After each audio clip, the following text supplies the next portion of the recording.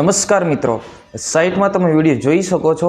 બોડેલી અને પાવી જેતપુર હાઈવે પર ભયાનક એક્સિડન્ટ થતાં એસટી બસ છે જે ખાડામાં કૂદી ગઈ હતી।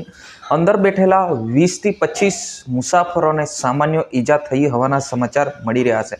વિડીયોના અંત સુધી જો આપણી ચેનલ પર નવા હો તો ચેનલને સબસ્ક્રાઇબ કરીને લાઇક કરી નાખજો। તમને ખબર છે મિત્રો, જે પણ માહિતી હોય તાત્કાલિક તમારા સુધી પહોંચાડવાનું કામ અમે કરી રહ્યા છે।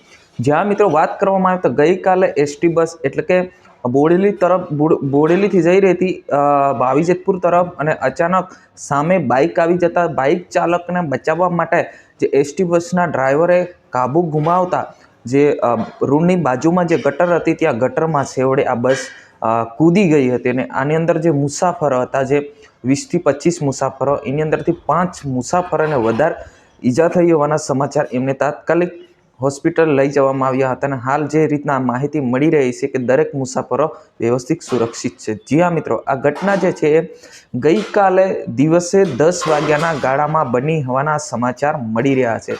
જ્યાં મિત્રો અત્યારે વાત કરવામાં આવે તો જે રીતના પાવી જેતપુર જે હાઈવે જે છે એ અને કવાંટનો હાઈવે છે, અને એક બાજુ જોવા જઈએ તો બોડેલી હાઈવે છે, ત્યાં આગળ જે આ રીતના જે ઘટના બની હતી, ઘટનાની અંદર જે સામે એક કાર આવતી હતી એસટી બસ, અને સામે એક બાઇક ચાલક આવી રહ્યા હતા।